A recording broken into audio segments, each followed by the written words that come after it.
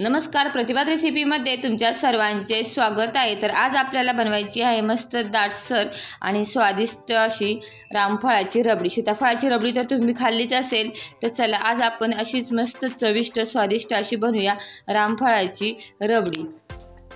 तर पाहू शकतात हे मी घेतलेलं आहे एक रामफळ आणि अगोदर मी स्वच्छ असं धुवून घेतलेलं आहे। आता रामफळाची जेव्हा आपल्याला रबडी बनवायची आहे त्यासाठी आपल्याला असं पिकलेलं रामफळ लागणार आहे। तर आता हे पिकलेलं रामफळ आहे, तर हे एक रामफळ आपल्याला अख्खं लागणार आहे। तर हे बघा छान असं हे पिकलेलं आहे, कारण रामफळ छान पिकलं की ते छान गोडसर सुद्धा होतं, त्यामुळे शक्यतो पिकलेलं रामफळ घ्यायचं आहे। आता याला मधोमध अगोदर आपण 2 कट करून घेऊया। आता रामफळाची गर काढण्याची एकदम तुम्हाला मी साधी आणि सोपी पद्धत सांगणार आहे, कारण गर काढताना याच्यामध्ये बियासुद्धा आपल्याला बाजूला करायची आहे, त्यामुळे एकदम साधी आणि सोपी पद्धत तुमच्यासाठी मी शेअर करते। तर चला आता याच्यातला गर जो आहे ना आपल्याला रामफळामधला काढून घ्यायचा आहे। हे बघा हा सर्व, कारण आपल्याला रामफळाची रबडी करण्यासाठी रामफळाचा गर पाहिजे आहे। तर पूर्णाची आपली चाळण घ्या किंवा पीठ चाळाची चाळण घ्या आणि हे बघा आता हा गर जो आहे ना चमच्या साहाय्याने अगोदर आपण काढून घेऊया।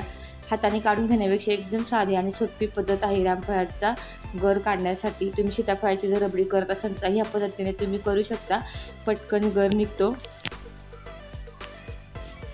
तर हे बघा दोन्ही याचा गर आपण काढून घेतलेला आहे रामफळाचा आणि बघा चमच्या साहाय्याने असं थोडंसं फेटून घेतलं की गर बरोबर त्याचा बाजूला होतो आणि ब्यावरती राहतात, त्यामुळे एकदम झटपट हा रामफळाचा गर काढून होतो। आता याला तुम्ही रामफळाची रबडी म्हणू शकता किंवा रामफळाची बासुंदी सुद्धा म्हणू शकता। एकदम स्वादिष्ट आणि चविष्ट अशी ही रामफळाची रबडी लागते। तर चला अगोदर आपण हा गर काढून घेऊया रामफळाचा। आणि अशाच नवीन रेसिपी पाहण्यासाठी तुम्ही अजून चॅनलला सबस्क्राईब केलं नसेल तर पटकन जाऊन सबस्क्राईब करा, म्हणजे नवीन नवीन व्हिडिओ तुम्हाला पाहायला भेटतील। तर चला हे बघा पाहू शकता आता गर निघलेला आहे आणि वरती जे आहेत ना त्याच्या फक्त बिया राहिलेल्या आहे। एकदम साधी आणि सोपी पद्धत आहे हे बघा। तर हे बघा आता गर जो आहे ना त्या चाळणीला चिटकून राहिला आहे, तर आता हे मी काढून घेते एका चमच्याच्या साहाय्याने।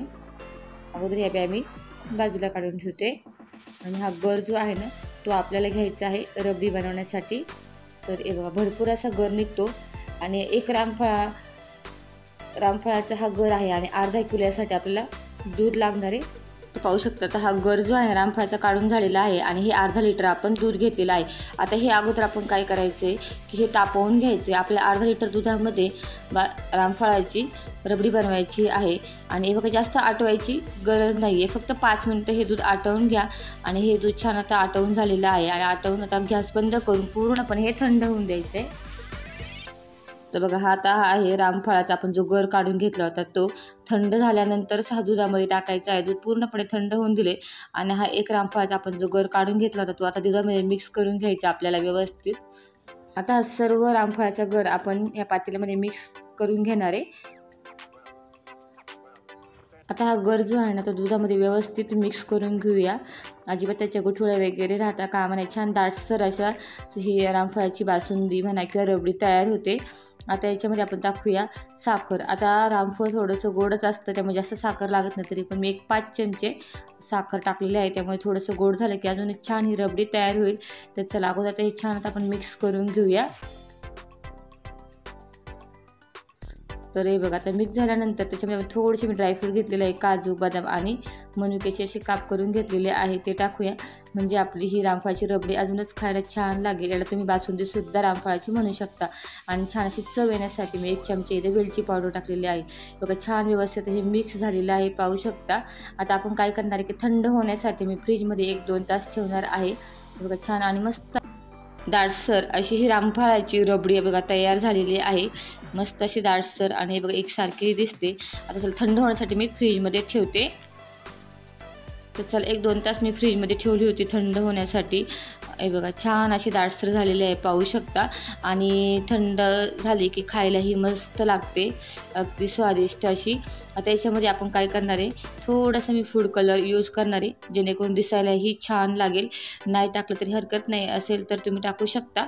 तर थोडंसं मी जिलेबीचा कलर म्हणजे येलो कलर टाकते, म्हणजे कलरही छान येईल बासुंदीला। याआधी तुम्ही सीताफळाची रबडी खाल्ली असेल, अगदी त्याचप्रमाणे ही रामफळाची सुद्धा रबडी लागते आणि याची चव जी आहे ना छान अशी आंबरससारखी लागते, इतकी सुंदर अशी या रामफळाची रबडी लागते। तर पाहू शकता कलर टाकल्यामध्ये अजूनच ती छान दिसायला लागलेली आहे आणि छान दाटसर अशी रामफळाची रबडी झालेली आहे, पाहू शकता. हे बघा मस्त अशी दाटसर. तर तुम्ही कोणी रामफळाची अशी रबडी खाल्लेली आहे कमेंट करून नक्की सांगा. आता याला तुम्ही रामफळाची रबडी म्हणू शकता किंवा बासुंदीसुद्धा म्हणू शकता. तर पाहू शकता अर्धा लिटरच्या प्रमाणात मस्त अशी दाटसर रामफळाची ही रबडी खाण्यासाठी तयार आहे. किती छान दिसते आणि चवीलाही तशीच मस्त अशी स्वादिष्ट आणि चविष्ट झालेली आहे. तुम्ही कधी बनवता एकदा नक्की ट्राय करा. करायला साधी आणि सोपी आणि चवीला जबरदस्त. व्हिडिओला लाईक करा, शेअर करा आणि सबस्क्राईब करायला विसरू नका. धन्यवाद.